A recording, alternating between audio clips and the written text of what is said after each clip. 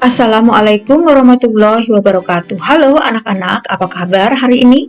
Semoga semuanya dalam keadaan sehat walafiat dan selalu bersemangat di dalam belajar. Tentunya juga semangat di dalam menjalankan ibadah puasanya bagi kalian yang beragama Islam.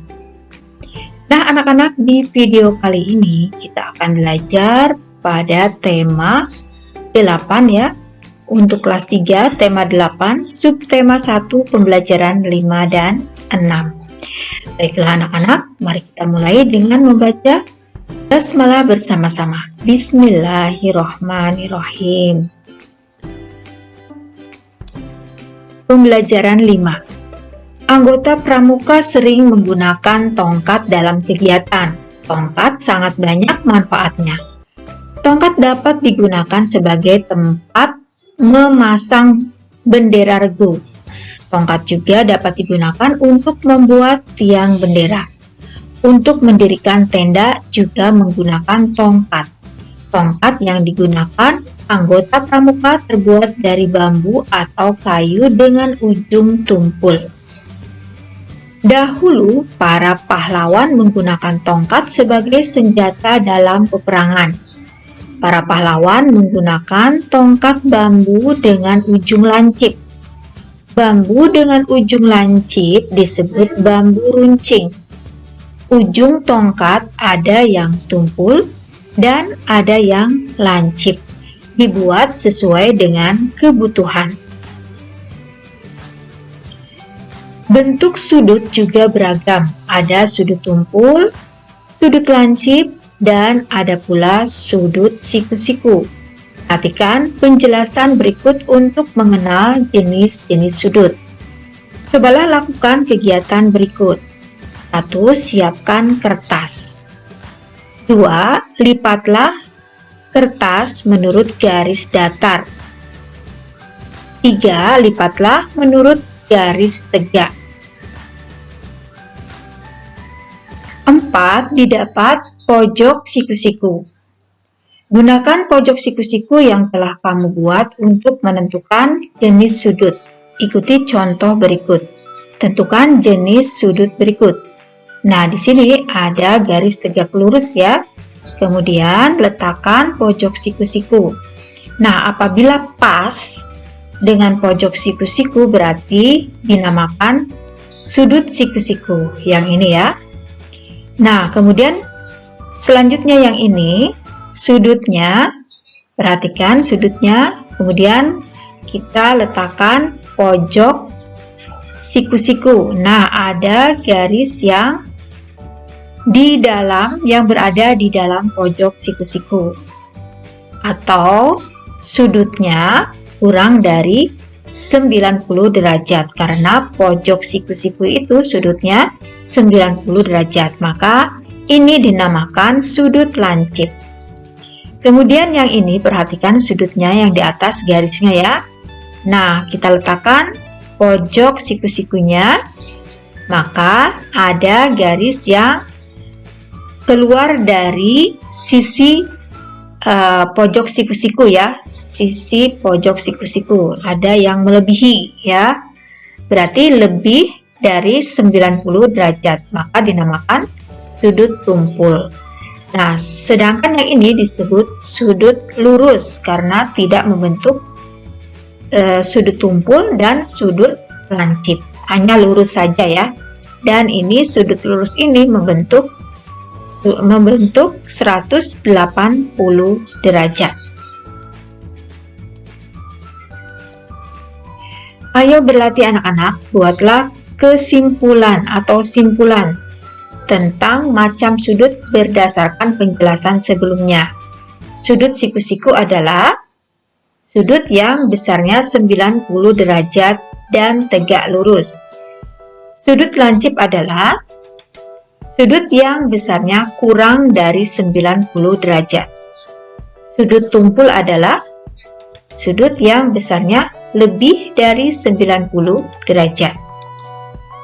Sudut lurus adalah sudut yang sama dengan 180 derajat. Perhatikan gambar sudut di bawah ini. Tentukan macam sudut pada gambar berikut. Nah, di sini kita boleh menggunakan bantuan kotak atau bangun datar persegi, bisa juga persegi panjang ya. Nah, apabila seperti ini ada garis di dalam perseginya, persegi ini kan besarnya 90 derajat ya. Apabila ada garis yang ada di dalam kotak ini, berarti menandakan bahwa dia kurang dari 90 derajat. Berarti adalah sudut ya lancip. Kemudian yang ini pas sekali dengan kotaknya, maka membentuk sudut 90 derajat. Jadi dinamakan sudut siku-siku ya. Kemudian yang ini sudut tumpul. Mengapa sudut tumpul? Perhatikan di sini. Ya, kita letakkan bidang datarnya. Kemudian di sini ada garis yang melewati ya, yang melebihi. Nah, ini dinamakan sudut tumpul. Nah, garis itu membentuk sudut lebih dari 90 derajat. Kemudian yang ini, perhatikan. Ya, ini garisnya, salah satu garisnya ada di dalam kotak tersebut. Berarti menandakan sudut itu kurang dari 90 derajat. Maka dinamakan sudut lancip. Nah, ini juga ya. Ini garisnya, salah satu garisnya ada di dalam kotak tersebut. Berarti menandakan kurang dari 90 derajat. Maka dinamakan sudut lancip. Amatilah benda-benda di sekitar kelasmu. Dapatkah kamu menemukan sudut lancip dan sudut tumpul? Coba sebutkan masing-masing 5 buah. Nah, kita coba dulu sudut tumpul ya. Kalian bisa mencarinya sendiri ya tentang sudut tumpul ini, yaitu melalui benda-benda yang ada di sekitarmu.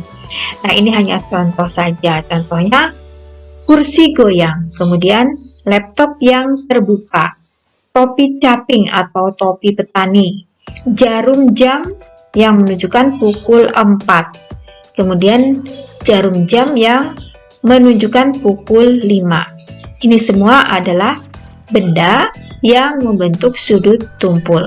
Nah, sekarang bagaimana dengan sudut lancip? Kita lihat. Nah, di sini ada ujung pulpen ya, lancip. Kemudian angka 7, ini juga lancip, membentuk sudut lancip. Kemudian penjepit kue. Nah, ini juga membentuk sudut lancip. Kemudian jarum jam pukul 1 dan jarum jam pukul 2. Ayo membaca. Sekarang coba kalian perhatikan gambar-gambar berikut ini. Apakah gambar berikut memiliki sudut? Tunjukkan. Nah, di sini ya, yang ibu lingkarin ini adalah sudutnya ya. Oke. Nah, sedangkan yang lambang yang berwarna kuning ini, yang ini ya, yang dari kanan, nomor 2 dari kanan, itu tidak membentuk sudut karena ada garis lengkungnya. Tahukah kamu lambang apakah itu? Gambar tersebut merupakan lambang pramuka. Beberapa daerah di Indonesia. Gambar pramuka setiap daerah berbeda-beda. Keberagaman tersebut sesuai dengan keunikan dan keunggulan yang dimiliki setiap daerah. Meskipun demikian, tujuan semua anggota pramuka di Indonesia sama.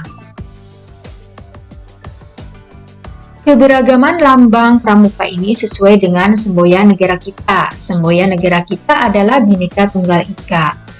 Arti kata Bhinneka adalah beraneka ragam atau berbeda-beda. Kata tunggal berarti satu, kata ika berarti juga. Arti Bhinneka Tunggal Ika adalah berbeda-beda tetapi tetap satu juga. Semboyan ini digunakan untuk menggambarkan persatuan dan kesatuan bangsa Indonesia. Bangsa Indonesia terdiri atas beraneka ragam budaya. Bangsa Indonesia memiliki banyak bahasa daerah. Bangsa Indonesia juga terdiri atas berbagai agama dan kepercayaan. Keberagaman yang dimiliki Indonesia adalah kekayaan kebudayaan. Keberagaman harus disyukuri dan dipelihara. Ayo berlatih anak-anak, jawablah pertanyaan di bawah ini sesuai dengan bacaan sebelumnya. Semboyan negara Indonesia adalah? Ya, betul, Bhinneka Tunggal Ika. Semboyan tersebut dapat kita lihat di pita yang dicengkeram burung Garuda pada lambang negara Garuda Pancasila. Arti dari kata Bhinneka adalah berbeda-beda atau beraneka ragam. Arti kata tunggal adalah satu. Arti kata ika adalah jua atau juga. Arti semboyan Bhinneka Tunggal Ika adalah berbeda-beda tetapi tetap satu juga. Coba amati kebinekaan yang ada di kelasmu. Maksudnya, kebinekaan itu keragaman yang ada di kelasmu. Misalnya, ini dengan teman-teman kalian ya, tentunya kalian dan teman-teman ada perbedaan-perbedaannya ya. Tuliskan nama 5 teman dekatmu di kelas. Lalu tuliskan hal-hal baik yang dimiliki temanmu tersebut. Tuliskan paling sedikit 3 hal baik. Nah, silahkan kalian tuliskan nama-nama teman kalian di sini ya. Kemudian hal baik yang dimiliki oleh teman kalian. Paling sedikit 3 hal baik. Lalu cobalah wawancarai temanmu sesuai pertanyaan berikut. Ceritakan hasil wawancara kepada teman-temanmu. Nah, di sini nama teman misalnya ya, siapa gitu, sesuaikan dengan nama teman kalian. Di sini tulis agamanya apa, sukunya dari mana, warna kesukaan apa, makanan kesukaan apa. Silahkan kalian sesuaikan ya. Apakah kamu dan teman-temanmu memiliki perbedaan? Ya, tentu saja ya. Meskipun ada perbedaan, tetapi kamu dan temanmu tetap senang berteman, bukan? Meskipun banyak perbedaan, tetapi ada banyak persamaan yang kalian miliki, bukan? Keberagaman membuat situasi menjadi lebih indah. Meskipun berbeda, kalian harus tetap saling menyayangi. Meskipun berbeda, kalian harus tetap saling menghargai. Kita semua makhluk ciptaan Tuhan. Menerima perbedaan merupakan bentuk syukur kepada Tuhan. Nah, di sini ada kegiatan bersama orang tua. Orang tua mengenalkan perbedaan dan persamaan yang dimiliki oleh anggota keluarga. Orang tua menjelaskan meskipun memiliki perbedaan, tetapi sesama anggota keluarga tetap saling menyayangi dan menghargai. Pembelajaran 6. Ayo mengamati anak-anak. Udin dan teman-teman dibagi ke dalam beberapa kelompok. Kelompok dalam pramuka siaga disebut barung. Barung biasanya terdiri atas 6 anggota pramuka siaga. Udin, Edo, Beni, dan 3 teman lainnya bergabung dalam satu barung. Mereka memilih nama barung merah. Siti, Lani, Dayu, dan 3 teman lainnya membentuk sebuah barung. Mereka memilih nama barung putih. Tanda barung berbentuk segitiga sama sisi. Tanda barung tidak bergambar.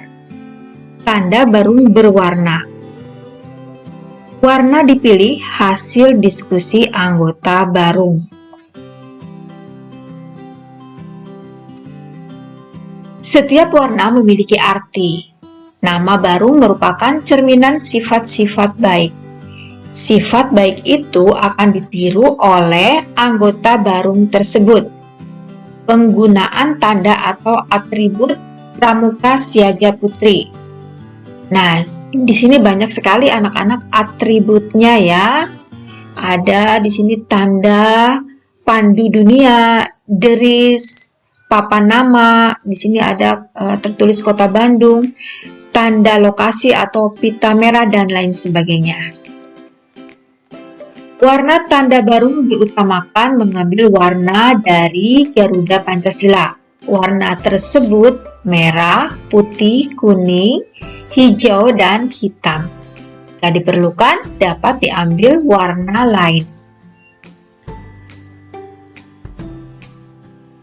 Ayo berlatih anak-anak, perhatikan kembali lambang negara Garuda Pancasila. Amati bagian yang memiliki warna merah, putih, kuning, hijau, dan hitam. Tuliskan hasil pengamatanmu pada tabel berikut. Nah, di sini warna merah, bagian kanan atas, perhatikan, dan kiri bawah perisai. Ya, ada warna merah di dada burung Garuda ini, ya, di sebelah kanan atas dan kiri bawah perisai. Kemudian warna putih bagian kiri atas dan kanan bawah perisai. Kemudian warna kuning bagian tengah perisai berbentuk bintang. Kemudian warna hijau bagian kiri atas berbentuk pohon beringin. Kemudian tanda hitam bagian tengah perisai dan kanan atas berbentuk kepala banteng. Bagilah siswa menjadi beberapa kelompok. Perisai pada Garuda Pancasila terdiri atas 5 bagian. Setiap kelompok memilih salah satu bagian. Gambarlah bagian perisai tersebut. Diskusikan bersama kelompokmu. Apa arti lambang dan warna yang ada pada bagian tersebut? Sampaikan hasil diskusi di depan kelompok lain. Ya, berarti kalian harus memilih salah satu saja ya. Misalnya lambang yang ini atau gambar yang ini ya, gambar bintang. Nah, di sini nanti apa arti lambang itu dan warnanya. Ya, bintang merupakan lambang dari sila pertama. Bintang emas dengan perisai hitam ini melambangkan sila pertama, yaitu ketuhanan yang Maha Esa. Bintang emas ini diartikan sebagai cahaya kerohanian bagi setiap manusia. Sedangkan latar belakang berwarna hitam melambangkan warna alam atau warna asli yang menunjukkan bahwa Tuhan sebagai sumber dari segala sesuatu dan sudah ada sebelum segala sesuatu di dunia ini ada. Kemudian kalau kamu memilih gambar yang ini, berarti ini ditulis artinya rantai merupakan makna dari sila kedua, yaitu kemanusiaan yang adil dan beradab. Gambar rantai yang disusun atas gelang-gelang kecil ini menandakan hubungan manusia satu sama lain yang saling membantu. Rantai yang terdapat pada sila kedua ini terdiri atas mata rantai berbentuk segi 4 dan lingkaran yang saling terkait membentuk lingkaran. Mata rantai segi 4 melambangkan laki-laki dan lingkaran melambangkan perempuan. Nah, maka dari itu kita sesama manusia harus saling membantu satu sama lain. Kemudian apabila kamu memilih lambang yang ini ya, pohon beringin, berarti di sini harus dituliskan artinya pohon beringin ini melambangkan sila ketiga, yaitu Persatuan Indonesia. Pohon beringin ini memiliki akar tunggal panjang yang menunjang pohon besar ini tumbuh. Akar ini tumbuh sampai ke dalam tanah dan menggambarkan kesatuan dan persatuan Indonesia. Pohon beringin juga memiliki akar yang menjalar kemana-mana, yang melambangkan sebagai negara kesatuan yang memiliki latar belakang budaya yang bermacam-macam. Kemudian apabila kamu memilih gambar ini, artinya kepala banteng atau banteng merupakan lambang dari sila keempat. Banteng digunakan karena banteng merupakan hewan sosial yang suka berkumpul. seperti halnya musyawarah, yakni orang-orang berdiskusi dan berkumpul. Nah, apabila kalian memilih gambar yang ini, keterangannya, padi kapas ini melambangkan sila kelima, yaitu keadilan sosial bagi seluruh rakyat Indonesia. Padi dan kapas melambangkan pangan dan sandang yang merupakan kebutuhan pokok semua rakyat Indonesia tanpa melihat status atau kedudukan.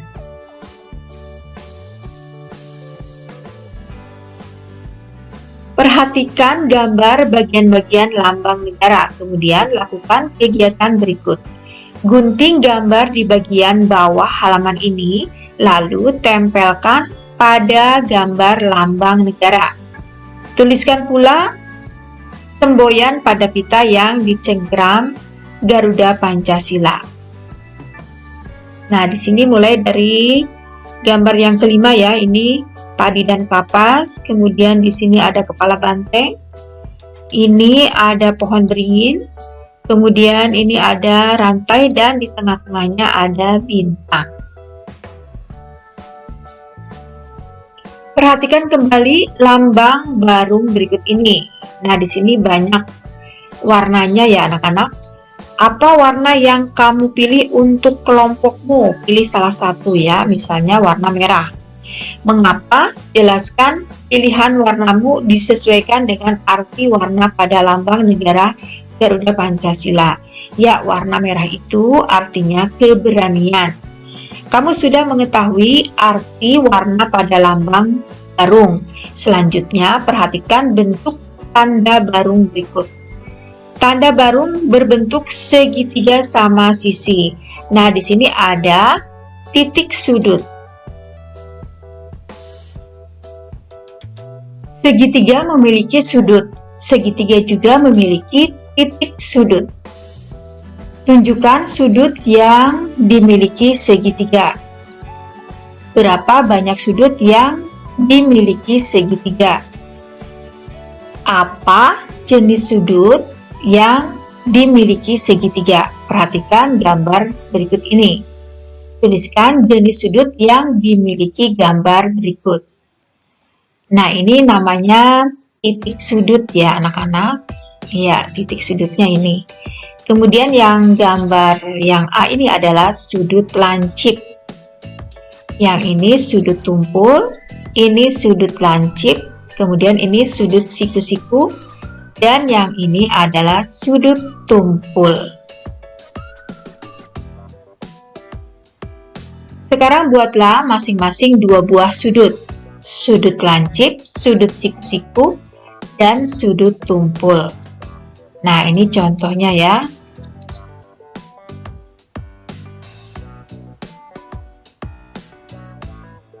Nah, anak-anak, sampai di sini dulu pertemuan kita untuk kali ini. Terima kasih ya kalian sudah menonton videonya.